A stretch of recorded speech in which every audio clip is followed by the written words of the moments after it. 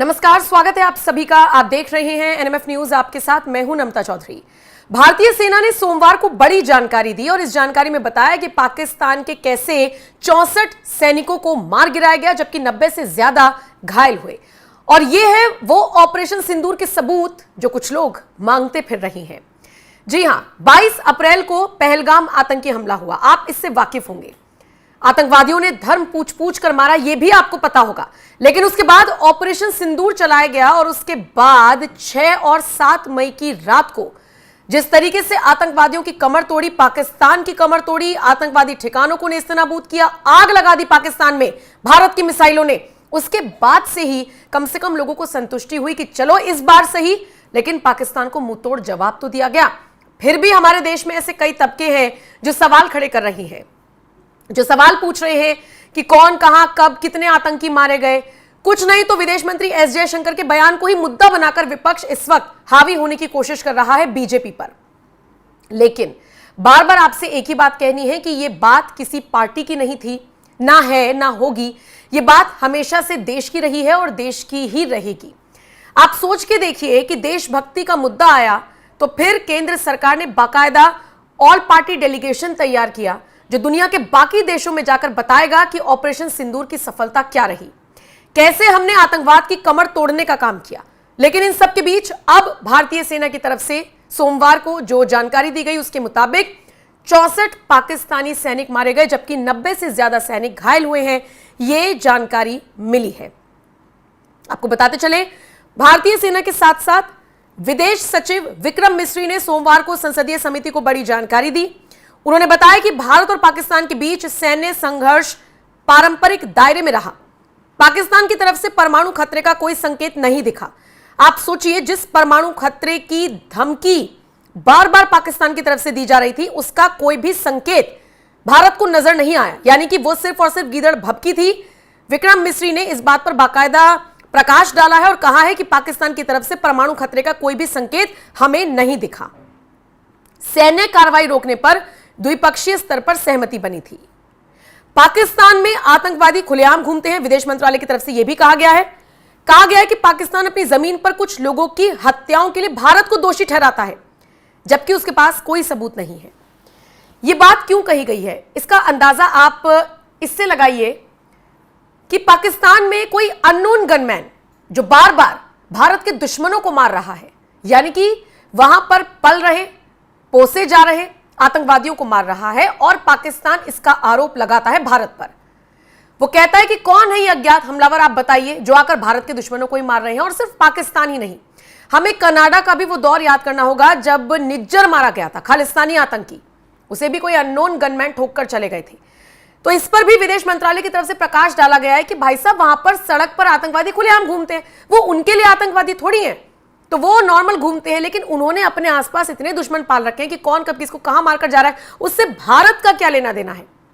लेकिन फिर भी भारत के जो लोग हैं वो खुश हैं, दुआ दे रहे हैं उस अननोन गनमैन को। कौन है भैया जो भारत के दुश्मनों को ठोक रहा है, ऐसे ही ठोकते रहो। आपको याद होगा अबू कताल, जो कि हाफिज सईद का बेहद करीबी माना जाता था, उसे भी ऐसे ही मारा गया था। वो अपनी गाड़ी से कहीं जा रहा था और अचानक से अटैक हुआ और वो मारा गया। उसके साथ 2 और भी लोग मारे गए थे। उस दौरान खबर आई थी कि हाफिज सईद बच गया था। मरने की भी खबरें थी लेकिन बचने की भी खबरें थी। फिलहाल हाफिज सईद का कुछ अता पता नहीं है। मसूद अजहर का नाम भी अब आया जब उसके खुद के परिवार के 14 लोग मारे गए, जिसके बाद उसकी तरफ से ये टिप्पणी आई कि काश मुझे भी मार देते फिर तो, जब मेरा पूरा परिवार ही खत्म कर दिया। तो मसूद अजहर हो गया या आपका हाफिज सईद हो गया, या ये जितने भी बड़े आतंकी जो वहां पर फल फूल रहे हैं, उनके लिए विदेश मंत्रालय का कहना है कि वहां पर तो आतंकवादी खुलेआम घूमते हैं।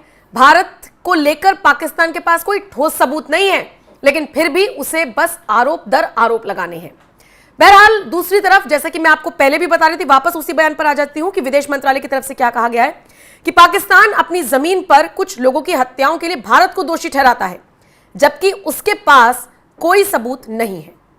संयुक्त राष्ट्र की ओर से घोषित आतंकी पाकिस्तान में खुलेआम घूमते हैं और भारत के खिलाफ हिंसा भड़काते हैं। सूत्रों के हवाले से यह भी खबर मिल रही है कि समिति के कुछ सांसदों ने विदेश सचिव से सवाल किया कि क्या पाकिस्तान ने सैन्य संघर्ष के दौरान चीन के बने उपकरणों का इस्तेमाल किया। इस पर उन्होंने जवाब दिया कि इससे कोई फर्क नहीं पड़ता, भारत ने पाकिस्तानी एयरबेस को तबाह कर दिया तो फिर उन्होंने कुछ भी यूज किया, उससे क्या फर्क पड़ता है। इसके बाद ट्रंप द्वारा सीज फायर पर क्रेडिट लेने वाला जो बयान सामने आया था उस पर भी उन्होंने जवाब दिया। विदेश सचिव ने मजाकिया अंदाज में चुटकी लेते हुए कहा कि डोनाल्ड ट्रंप ने ऐसा करने के लिए उनसे अनुमति नहीं ली। किसी देश को जम्मू कश्मीर के मुद्दे पर टिप्पणी करने का कोई अधिकार नहीं है। इसी के साथ आपको यह भी बता दें कि गृह मंत्री अमित शाह का भी अभी कुछ दिन पहले एक बयान सामने आया था जिसमें उन्होंने बताया था कि ऑपरेशन सिंदूर के दौरान ब्रह्मोस मिसाइल ने पाकिस्तानी हवाई ठिकानों को तबाह कर दिया। तो इससे पहले सर्जिकल स्ट्राइक हो या एयर स्ट्राइक पाकिस्तान के कब्जे वाले कश्मीर तक ही सीमित थे, लेकिन भारत ने ऑपरेशन सिंदूर में पाकिस्तान की सीमा में 100 किलोमीटर तक घुसकर आतंकवादियों और उनके ठिकानों को तबाह किया है। यह जानकारी पाकिस्तान तो भले ही आपको ना दे या अपनी आवाम को ना दे, लेकिन भारत की तरफ से लगातार दी जा रही है।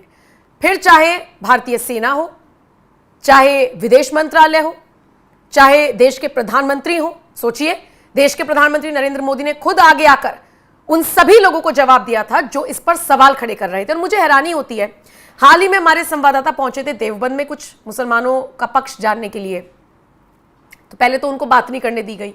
वो तस्वीरें, वो वीडियोस लगातार हम आपको दिखा रहे हैं। बात नहीं करने दी गई।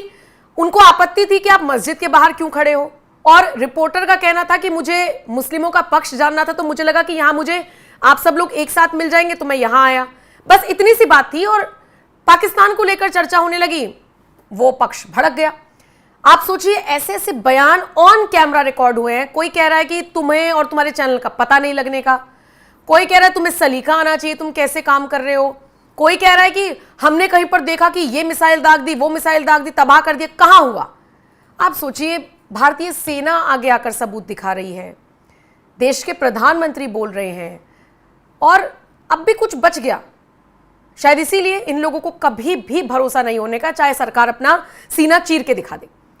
बहरहाल, इन सबके बीच ऑपरेशन सिंदूर में 64 पाकिस्तानी सैनिक मारे गए हैं। इसकी पुष्टि सेना या विदेश मंत्रालय की तरफ से कर दी गई है, और 90 से ज्यादा घायल किया गया है वहां के सैनिकों को। यह भी जानकारी दी गई है, जो अपने आप में बताता है कि यह स्ट्राइक जबरदस्त रही, और पाकिस्तान जिन आतंकवादियों को पालता है उनके आतंकवादी ठिकाने पूरी तरीके से भारत की तरफ से नेस्तनाबूद किए गए।